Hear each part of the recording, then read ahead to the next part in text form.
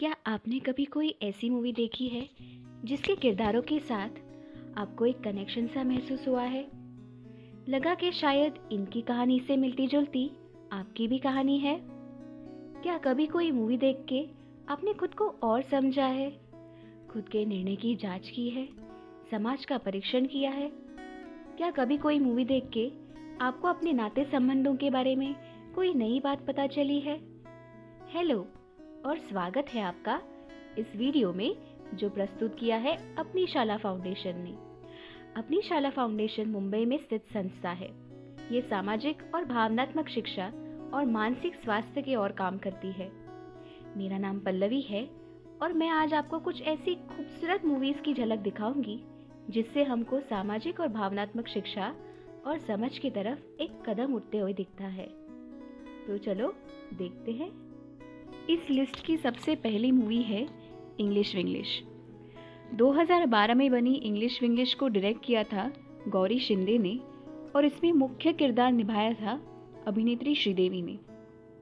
English Vinglish कहानी है गृहिणी शशि गोडबोले की, जिसकी आत्मसम्मान और खुद को आवाज़ देने की कोशिश हमें अपनी सी लगती है। हालांकि इस कहानी में कई मुद्दे हैं। समानुभूति की भावना हमें कई सीन्स में दिखाई देती है। शशि का बेटा सागर शशि के चेहरे को देखकर ही उसकी मन की भावना पहचान लेता है और दूसरी तरफ हमारी मुलाकात होती है लॉन से, जो शशि के कैफे में हुए अपमान के बाद उससे हमदर्दी जताता है और एक कॉफ़ी देकर उसे ये एहसास दिलाता है कि इस अनजान शहर में वो अकेली नहीं है। कॉफ़ी जो शायद शशि को घर जैसा महसूस कराती है। आखिर में शशि अपने दिल की बात एक स्पीच के जरिए जताती है, वो दिल की बात जिसमें दर्द है पर आरोप नहीं। ये और इसके बावजूद उससे उनके लिए प्रेम की भावना ही है।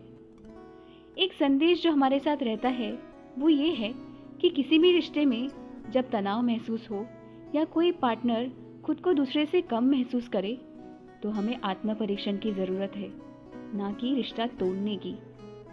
हमारी लिस्ट की अगली मूवी का नाम है डियर जिंदगी। डियर जिंदगी कहानी है कायरा की। कायरा बड़े शहर में रहने वाली करीब 25 साल की एक टैलेंटेड सिनेमाटोग्राफर है। कायरा को हमेशा से स्वस्थ रिश्ते बनाने में मुश्किल रही है।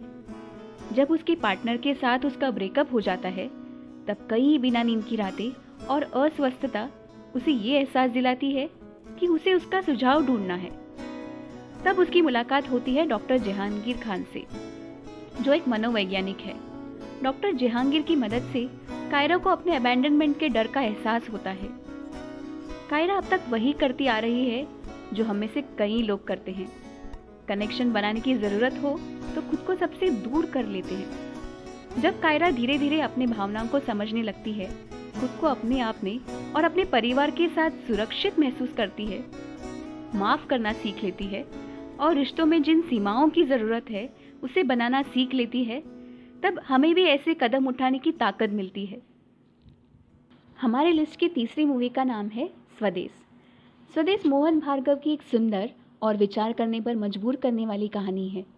मोहन एक विदेश में स्थायी भारतीय नागरिक है जो अपने बचपन की आया को मिलने और उसे अमेरिका ले जाने के उद्देश्य से उत्तर प्रदेश के एक छोटे से गांव चरणपुर में आता है।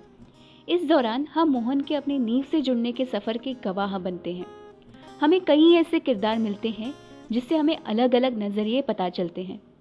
गीता जो अपनी ज़रूरतों के बारे में जागरूकता रखती है और सीधी बात करने में विश्वास रखती है, और कावेरी अम्मा जो हमें दिखाती है कि लोगों के प्रति प्यार जताने के कितने सारे तरीके हैं। कहानी मोड़ तब लेती है जब मोहन की उदासीनता सहानुभूति में बदलने लगती है, जो धीरे धीरे समानुभूति में परिवर्तित होती है। मोहन को ये एहसास होता है कि सबकी तरह वो भी समस्या का एक भाग है और उसी नज़रिए से वो समस्या का समाधान निकालने में सबका सहयोग लेता है।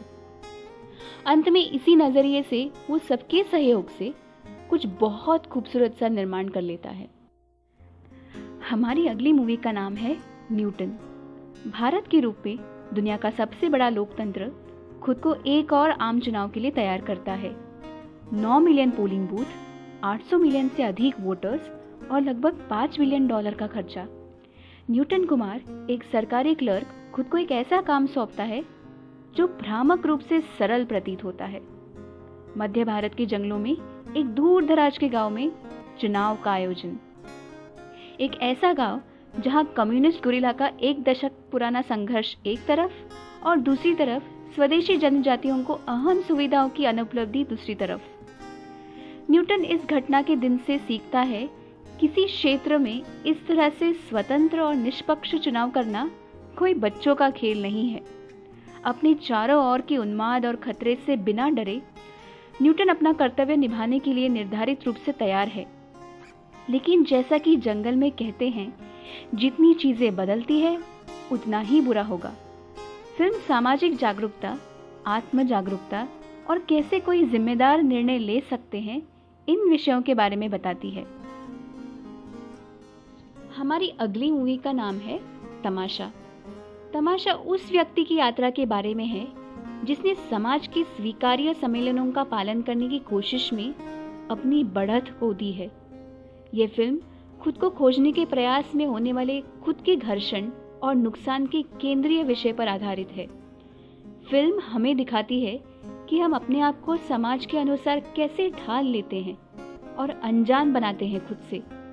फिल्म हमें खुद के प्रति करुणा भावना दिखाना सिखाती है और दूसरों के साथ संबंधों को मजबूत रखने के लिए समानुभूति की भावना रखने के बारे में बताती है।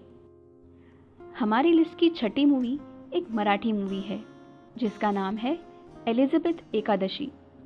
एलिजाबेथ एकादशी कहानी है ज्ञानेश और मुक्ता की, जो पंढरपुर में रहने वाले भाई बहन हैं।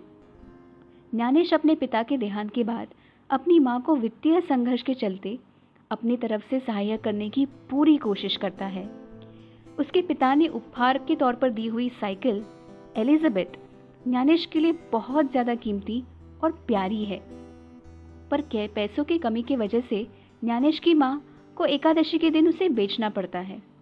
इसके चलते ज्ञानेश और उसके दोस्त एलिजाबेथ को ढूंढने निकल पड़ते हैं। हालांकि मूवी का नाम साइकिल पर रखा हुआ है, कहानी का मुख्य किरदार है ज्ञानेश का समस्या सुलझाने का नजरिया, उसका और उसके दोस्तों का निर्मल रिश्ता, उसका आशावादी होना, उस समुदाय की कठिनाई और सच्चाई, और इन मुश्किलों में भी खुशी और आशा के कुछ पल। हमारी लिस्ट की 7वीं मूवी का नाम है कुंग फू पैंडा 3। कुंग फू पैंडा 3 हमें मिलाती है हमारे प्यारे पैंडा पो से। हम में से शायद कई लोग हैं जिन्होंने खुद की काबिलियत पर बहुत बार संदेह किया है। पो की कहानी में भी ऐसे कई मुकाम आते हैं। इस मूवी में पो के जीवन का प्रमुख विलन भले ही काय है, मगर उससे जुड़ी हुई बहुत सी कहानियां हैं। पो को जिसने गोद लिया वो मिस्टर पिंग पहले पो के असली पिता से गुस्सा होते हैं, पर जब उन्हें ये बात समझ आती है कि उनका और पो के असली पिता का पो के जीवन में उतना ही महत्व है, वह पूरे रूप से इस बात को स्वीकार करते हैं। एक दृश्य जिसमें सही मायनों में इस मूवी का संदेश पता चलता है वो तब जब पो कुंग फू सिखाते वक्त ये बात समझ लेता है कि एक बढ़िया टीम बनाते कैसे हैं। वो अपने टीम मेंबर से कहता है, तुम जब खुद के सबसे अच्छे रूप की तरफ कदम लेने लगते हो, वहीं से तुम्हारी सबसे ज्यादा ताकत तुम्हें मिलती है। तुम किस चीज में माहिर हो, क्या चीज करने से तुम्हें आनंद मिलता है, तुम क्यों हो। खुद को पूरे रूप से स्वीकार करने का ये संदेश बच्चे और बड़े दोनों के लिए जरूरी है। हमारी अगली मूवी का नाम है ज़ूटोपिया। सबसे बड़े हाथी से लेकर सबसे छोटे श्रू तक ज़ूटोपिया शहर एक मैमल्स का महानगर है जहां विभिन्न जानवर रहते हैं। जब जूडी हॉब्स पुलिस बल में शामिल होने वाली पहली खरगोश बन जाती है तो वो जल्दी से सीखती है कि कानून को लागू करना कितना कठिन है। खुद को साबित करने के लिए दृढ़ जूडी एक रहस्यमय मामले को सुलझाने के अवसर पर कूदती है।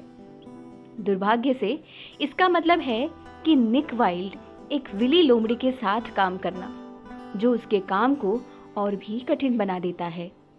फिल्म आत्म जागरूक होने की पहचान के बारे में बोलती है। ये बोलती है कि समाज कैसे रूढ़ियों को देखता है जिससे भेदभाव होता है। हमारी अगली मूवी का नाम है फाइंडिंग नीमो, एक कहानी जो 2 मछलियों पर आधारित है, डरपोक मार्लिन और उसका युवा बेटा नीमो। ये उनकी यात्रा का अनुसरण करती है जो ग्रेट बैरियर रीफ में एक दूसरे से अलग हो जाते हैं। तब जब नीमो अचानक से अपने घर से ले जाया जाता है और एक डेंटिस्ट के मछली टैंक में छोड़ दिया जाता है। डोरी नाम की एक मित्रवत लेकिन विस्मृत मछली की मदद से बौखलाया हुआ अत्यधिक सतर्क मार्लिन एक खतरनाक ट्रैक पर घूमता है और अपने बेटे को बचाने के लिए खुद को इस यात्रा का अचानक से एक नायक बनता हुआ पाता है। इस बीच युवा नीमो सुरक्षित रूप से घर लौटने के लिए अपनी खुद की कुछ साहसी योजना को बनाने में जुट जाता है। फिल्म रिश्ते नातों के बारे में बात करती है। ये बताती है कि कैसे मजबूत संबंधों का निर्माण और उनका पोषण कर सकते हैं। ये समानुभूति के बारे में भी बात करती है, खुद पर विश्वास करना और जरूरत पड़ने पर मदद मांगने के बारे में भी बात करती है। हमारी लिस्ट की आखिरी मूवी का नाम है इनसाइड आउट। हंसमुख 11 वर्षीय मिनेसोटा में रहने वाली लड़की और हॉकी की खिलाड़ी राइली उसकी दुनिया को उल्टा पलटा पाती है जब उसके माता पिता सैन फ्रांसिस्को में नई शुरुआत करने का फैसला करते हैं। नतीजा, राइली नई वास्तविकता के साथ सामना करने के लिए संघर्ष करती है। उसके युवा मन का भावनात्मक मुख्यालय, जहां खुशी, उदासी, क्रोध, घृणा और भय की मूल भावनाएं निवास करती है, उनको इस मुसीबत के चलते डबल ड्यूटी पर काम करने के लिए मजबूर किया जाता है। हालांकि जॉय, राइली की मुख्य और सबसे महत्वपूर्ण भावना, चीजों को सकारात्मक रखने की कोशिश करती है। सभी भावनाओं का संघर्ष है कि कैसे नए शहर, घर और स्कूल में कठिन परिस्थितियों में एक सही रास्ता चुनें। हम उम्मीद करते हैं कि आप इस कठिन समय पर सुरक्षित हैं। इन खूबसूरत मूवीज में कुछ ऐसी बातें हैं जो हम कोविड-19 के दौरान और आगे भी याद रख सकते हैं। हम शशि के और उसके दोस्तों की तरह दूसरों की तरफ समानुभूति दिखा सकते हैं। हम कायरा की तरह खुद के डर के बारे में जागरूक हो सकते हैं। हम मोहन की तरह सुझाव ढूंढने में और मिलकर काम करने में अपनी भूमिका पहचान सकते हैं। हम न्यूटन की तरह दूसरों के दबाव में आके अन्यायपूर्ण कदम ना उठा के सोच समझकर और धैर्य से निर्णय ले सकते हैं। हम वेद की तरह खुद के प्रति करुणा और समानुभूति का भाव दिखा सकते हैं। हम ज्ञानेश की तरह समस्या का समाधान ढूंढने का और आशावादी रहने का नजरिया रख सकते हैं। हम पो की तरह दूसरों की ताकत के बारे में जागरूक रह के उसकी प्रशंसा कर सकते हैं। हम जूडी हॉब्स की तरह खुद के साहस में विश्वास रख सकते हैं। हम नीमो की तरह पक्के रिश्ते बनाकर उसका पोषण कर सकते हैं। हम राइली की तरह अपने भावनाओं के प्रति जागरूक रहकर मुश्किल समय में भी वर्तमान में रहने की कोशिश कर सकते हैं। आशा करते हैं कि आपको वीडियो अच्छा लगा और आप ज़रूर इन मूवीज़ को देखने के लिए समय निकालेंगे। इस वीडियो को देखने के लिए आपका तहे दिल से शुक्रिया अदा करते हैं। Thank you.